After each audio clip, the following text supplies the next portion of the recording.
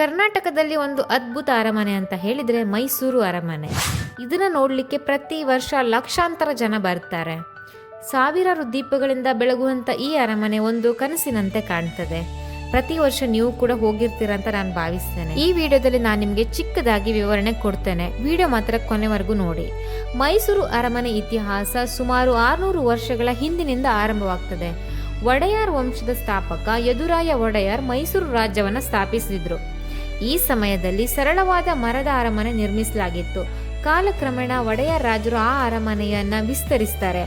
ಅರಮನೆ ಕೇವಲ ರಾಜನ ನಿವಾಸ ಮಾತ್ರ ಆಗಿರಲಿಲ್ಲ, ಇದು ಮೈಸೂರು ರಾಜ್ಯದ ಆಡಳಿತದ ಕೇಂದ್ರ ಕೂಡ ಆಗಿತ್ತು.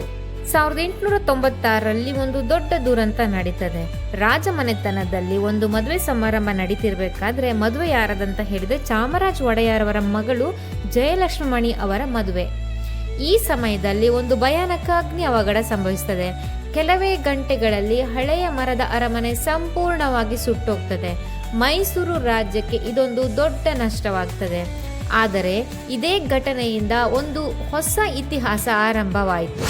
ಈ ಸಮಯದಲ್ಲಿ ಮೈಸೂರು ಆಡಳಿತವನ್ನ ಕೃಷ್ಣರಾಜ ಒಡೆಯರ್ ಹಾಗೂ ಅವರ ತಾಯಿ ಮಹಾರಾಣಿ ಕೆಂಪನಂಜಮಣಿ ದೇವಿ ಈ ಸಮಯದಲ್ಲಿ ಆಡಳಿತವನ್ನ ನೋಡ್ಕೊಳ್ತಿರ್ತಾರೆ. ಹಳೆ ಅರಮನೆ ನಾಶವಾದ ನಂತರ ಒಂದು ನಿರ್ಧಾರ ಇವರು ತೆಗೆದುಕೊಳ್ತಾರೆ. ಮೈಸೂರು ರಾಜ್ಯಕ್ಕೆ ಒಂದು ಹೊಸ ಹಾಗೂ ಭವ್ಯ ಅರಮನೆ ನಿರ್ಮಿಸಬೇಕು ಅಂತ. ಅದು ಹೇಗಿರಬೇಕು ಅಂತ ಹೇಳಿದರೆ ಹಿಂದಿನ ಅರಮನೆಗಿಂತ ಇನ್ನಷ್ಟು ಅದ್ಭುತವಾಗಿರಬೇಕು ಅಂತ ನಿರ್ಧಾರ ತೆಗೆದುಕೊಳ್ತಾರೆ.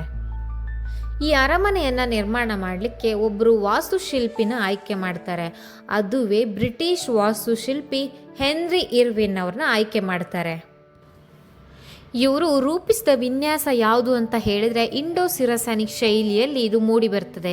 ಈ ಶೈಲಿಯಲ್ಲಿ ಹಿಂದೂ, ಮುಫಲ್, ರಾಜ್ಪೂತ್ ಮತ್ತು ಯುರೋಪಿಯನ್ ಶೈಲಿಗಳ ಸಂಯೋಜನೆ ಇದೆ. 1897ರಲ್ಲಿ ಅರಮನೆ ನಿರ್ಮಾಣ ಮಾಡಲಿಕ್ಕೆ ಆರಂಭವಾಗ್ತದೆ.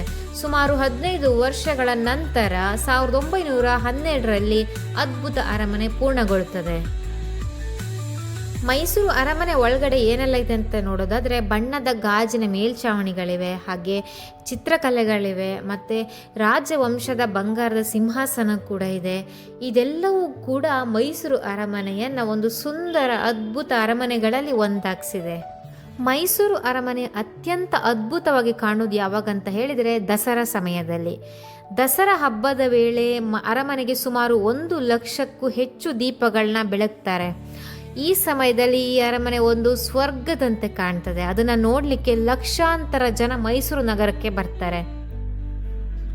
ಒಮ್ಮೆ ಅಗ್ನಿಯಿಂದ ನಾಶವಾದ ಅರಮನೆ ಇಂದು ಭಾರತದ ಅತ್ಯಂತ ಸುಂದರ ಹೆರಿಟೇಜ್ ಕಟ್ಟಡಗಳಲ್ಲಿ ಇದು ಕೂಡ ಒಂದು.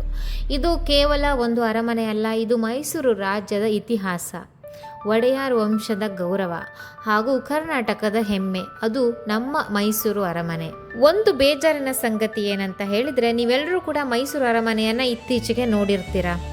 ಆದರೆ 10-15 ವರ್ಷಗಳ ಹಿಂದೆ ರಾಜರು ಬಳಸ್ತಿದ್ದಂತಹ ಆಯುಧಗಳನ್ನು ಪ್ರದರ್ಶಿಸ್ತಿದ್ರು. ಎಲ್ಲವನ್ನ ಕೂಡ ಜನರಿಗೆ ನೋಡಲಿಕ್ಕೆ ಪ್ರದರ್ಶನ ಮಾಡ್ತಾ ಇದ್ರು. ಆದರೆ ಇತ್ತೀಚಿನ ದಿನಗಳಲ್ಲಿ ಎಲ್ಲವೂ ಕೂಡ ಕಣ್ಮರೆಯಾಗ್ತಿದೆ. ಅದನ್ನು ಒಂದು ಇಂತಿಷ್ಟು ಪ್ಲೇಸ್ಗಳನ್ನ ಮಾತ್ರ ಅಲ್ಲಿ ಪ್ರದರ್ಶನ ಮಾಡ್ತಾ ಇದ್ದಾರೆ. ಅವರು ಬಳಸ್ತಿದ್ದಂಥ ಒಂದು 4-5 ಕುರ್ಚಿಗಳಾಗಿರ್ಬೋದು ಅಷ್ಟೇ ತೋರಿಸ್ತಿದ್ದಾರೆ. ಅದೊಂದು ಬೇಸರದ ಸಂಗತಿ. ಮುಂದಿನ ವಿಡಿಯೋದಲ್ಲಿ ನಾನು ನಿಮಗೆ ಸಿಗ್ತೇನೆ.